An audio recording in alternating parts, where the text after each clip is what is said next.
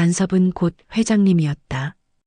위기에서 벗어나려는 의지와 시도, 레미 암퍼스티지의 변화, 정희숙 여사의 충격적인 과거를 담은 서류철을 발견한 지 일주일이 지났습니다. 며느리 서영과 아들 정우는 엄청난 진실 앞에서 혼란스러웠지만 그 진실은 역설적으로 그들에게 위기에서 벗어나야 할 명확한 의지를 심어주었습니다. 서영은 가장 먼저 달라졌습니다. 그녀는 더 이상 시어머니의 부재를 탓하며 무너지지 않았습니다. 서영은 회사에 연차를 내고 주방에 섰습니다. 시어머니가 만들어 주었던 완벽한 밥상과는 거리가 멀었지만 아이들을 위해 서투르게나마 된장찌개를 끓였습니다. 정우 씨, 당신 어머니는요? 이 찌개 하나를 끓이는데도 얼마나 많은 정성과 시간이 들어갔을까요? 우리가 그걸 간섭이라고 불렀어요. 저는 그게 너무 후회됩니다. 내가 더 잘못했지. 엄마의 희생을 당연하게 여겼어. 그분의 능력이 아니라 그분의 노동에만 의존했어. 아들 정우도 변하기 시작했습니다. 그는 처음으로 집안일을 분담하기 시작했습니다. 매일 밤 소파에 앉아 TV를 보던 남자가 이제는 아이들을 재우고 쌓인 빨래를 개는데 시간을 썼습니다. 그들의 집안일은 아직 미숙했지만 그 안에는 소통과 협력이라는 새로운 질서가 자리 잡기 시작했습니다. 서영은 시어머니가 떠나기 전 챙겨주던 손자들의 도시락을 직접 싸기 시작했습니다. 그녀는 새벽 고속터미널 근처의 작은 시장에 나가 싱싱한 재료를 고르며 내 일과를 흉내냈습니다. 그녀의 도시락은 모양이 예쁘지 않았습니다. 오믈렛은 다소 탔고 밥은 질기도 했습니다. 하지만 아이들은 불평하지 않았습니다. 엄마가 싸준 도시락이라는 이유만으로 맛있게 먹었습니다. 서영은 그 순간 깨달음을 얻었습니다. 어머니의 헌신이 아무리 완벽했더라도 아이들에게 필요한 것은 완벽한 결과물이 아니라 사랑이 담긴 과정이었다는 사실을, 그리고 그 과정은 이제 자신들의 몫이었습니다. 어머님, 저희 아이들에게 완벽한 오믈렛을 주시려 했던 그 마음, 이제야 조금 알겠습니다. 하지만 이제 저희가 저희 아이들에게 사랑의 과정을 돌려줄 수 있게 되었습니다. 정말 감사합니다. 비록 통화는 실패했지만 서영과 정우는 자신들의 삶을 스스로 책임지고자 하는 작은 성과들을 만들어냈습니다. 부부 사이의 대화는 깊어졌고 서로를 격려하는 말들이 오가기 시작했습니다. 집안은 여전히 완벽하지 않았지만 이전보다 훨씬 따뜻한 회복 과정을 겪고 있었습니다. 한편 나는 오피스텔에서 G- 비전 복귀의 최종 점검에 들어갔습니다.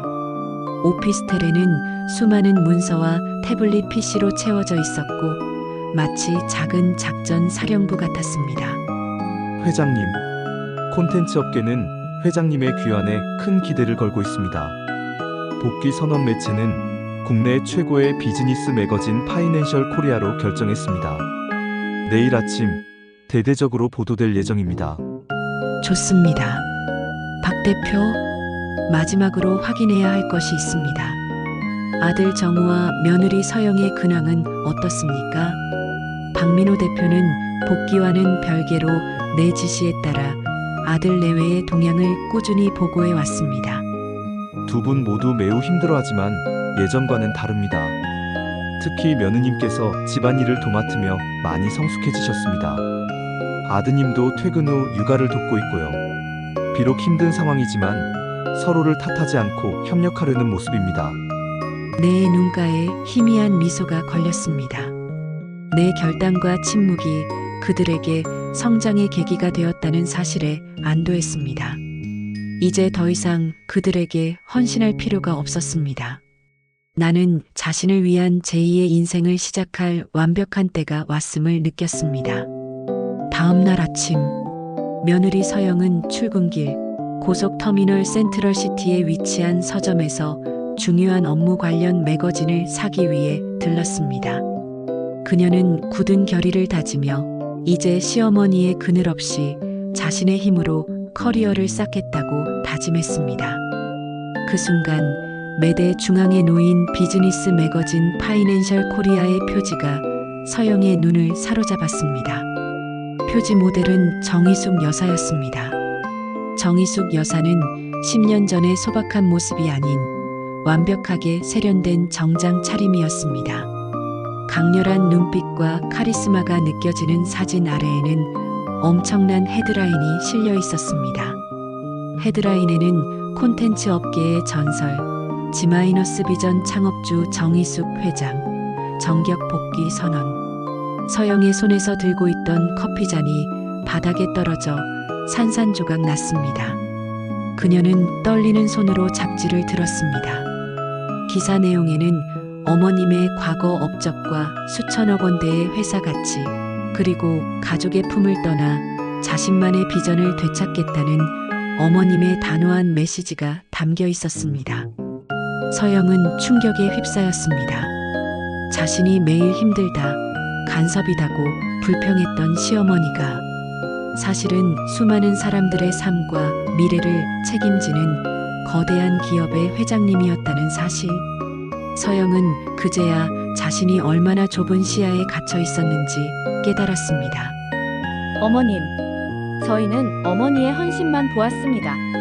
어머니의 위대한 능력과 존재감은 보지 못했습니다. 어머니는 저희의 엄마였지만 동시에 이 세상을 움직이는 리더였습니다. 저희의 간섭이 아닌 저희의 존경을 받아야 할 분이셨습니다. 서영은 곧바로 아들 정우에게 전화를 걸었습니다. 정우 씨, 엄마가 돌아오셨어요. 회장님으로. 이 충격적인 반전은 정우에게도 엄청난 각성을 안겨주었습니다. 그들의 삶은 이제 어머니의 능력과 성공이라는 새로운 희망의 단서를 얻게 되었습니다. 하지만 그들이 바라는 것은 물질적 도움일까요? 아니면 진심 어린 사과와 관계의 회복일까요? 정희숙 회장님의 화려한 복귀는 가족에게 충격과 동시에 희망이었습니다. 하지만 회장님은 과연 이들을 용서하고 다시 품어줄까요? 모든 것은 이제 정희숙 회장과 아들 내외의 재회에 달려 있습니다. 희생을 넘어선 자기의 가족에게 건넨 마지막 조언. 희망이 결실하지만 숨겨진 기대. 며느리 서영과 아들 정우는 비즈니스 매거진의 일면을 통해 어머니 정희숙이 지마이너스 비전의 회장님임을 알게 되었습니다. 그들의 사과와 후회는 진심이었지만 마음 한구석에는 또 다른 기대가 자리 잡고 있었습니다. 바로 경제적인 희망이었습니다. 정우는 어머니가 레미안 퍼스티지 아파트를 다시 넘겨주시거나 최소한 회장으로서 자신들에게 금전적인 지원을 해줄 것이라는 막연한 기대를 품고 있었습니다. 그들의 성장과 각성은 시작되었으나 아직 의존의 끈을 완전히 끊어내지 못한 상태였습니다. 그날 저녁 나는 지마이너스 비전 공식 복귀 행사 후 아들 내외에게 오피스텔로 찾아오라는 연락을 했습니다. 서영과 정우는 잔뜩 긴장한 채 오피스텔 문 앞에 섰습니다. 문을 열고 마주한 나는 최고급 실크 정장 차림이었습니다. 강렬한 아우라를 풍기는 내 앞에서 그들은 다시 초라한 어린아이로 돌아간 듯 했습니다. 어머님, 정말 죄송합니다. 어머님의 희생을 간섭이라 불렀습니다. 엄마, 이제야 엄마가 어떤 분인지 알게 되었습니다. 저희를 용서해 주세요. 나는 그들의 사과를 묵묵히 들었습니다. 나는 그들이 진심으로 후회하고 있음을 알았지만 그들의 눈빛 속에 남아있는 작은 기대 역시 놓치지 않았습니다. 나는 그들을 안으로 들어오게 했습니다. 따뜻한 차가 놓였지만 내 시선은 그들을 꿰뚫고 있었습니다. 너희의 사과 진심으로 듣고 싶었다. 그리고 내가 떠난 뒤 스스로 가정을 꾸리려 노력했다는 것도 보고받았다. 그것만으로도 나는 기쁘다. 나는 잠시 말을 멈췄습니다. 정우는 이때다 싶어 조심스럽게 입을 열었습니다. 엄마, 저희가 이제 독립해서 살겠습니다. 하지만 그 레미안 퍼스티지, 저희가 지금 당장 살 집이 마땅치 않아서요. 엄마가 돌아가실 때까지 저희가 관리를. 정우의 말이 끝나기도 전에 내 얼굴이 싸늘하게 굳었습니다. 나는 서류 봉투 하나를 테이블 위에 내려놓았습니다. 정우야, 너희는 아직도 의존에서 벗어나지 못했구나. 너희는 내가 회장이 되었으니 다시 너희의 든든한 경제적 방패가 되어줄 것이라 기대한 것이지. 어머님, 그게 아니라 저희는 이것 봐라. 바로 어제 레미안 퍼스티지 아파트에 매매했다. 정우와 서영은 충격에 휩싸였습니다. 그들이 어머니의 헌신이라 믿고 안락하게 살았던 그 고가 아파트가 이미 처분되었다는 사실에 망연자실했습니다. 너희는 그 아파트가 나를 가두는 감옥이라는 것을 몰랐느냐?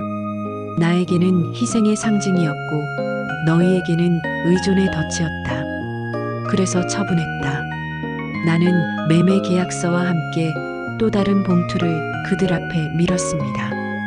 이것은 그 매매 대금 중 일부이다. 너희가 새로 시작할 보금자리를 마련할 수 있는 전세금 수준의 금액이다. 엄마, 이걸 저희에게 주시는 건가요? 이것은 너희에게 주는 유산이나 용돈이 아니다. 너희의 삶을 스스로 개척하라는 나의 마지막 명령이자 진정한 독립 자금이다. 나는 너희에게 집이 아니라 자립할 수 있는 책임감을 주겠다.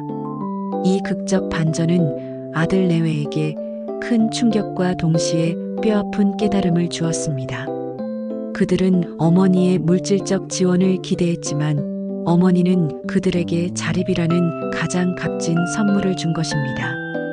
그들은 비로소 자신들의 미숙했던 의존성을 완전히 깨달았습니다. 나는 자리에서 일어나 아들 내외를 마주했습니다. 너희에게 필요한 것은 나의 간섭이나 금전이 아니라 스스로의 힘으로 세상을 사는 자존감이다. 그리고 나에게 필요한 것은 너희의 고맙다는 말이 아니라 내 삶을 사랑하는 자기애였다.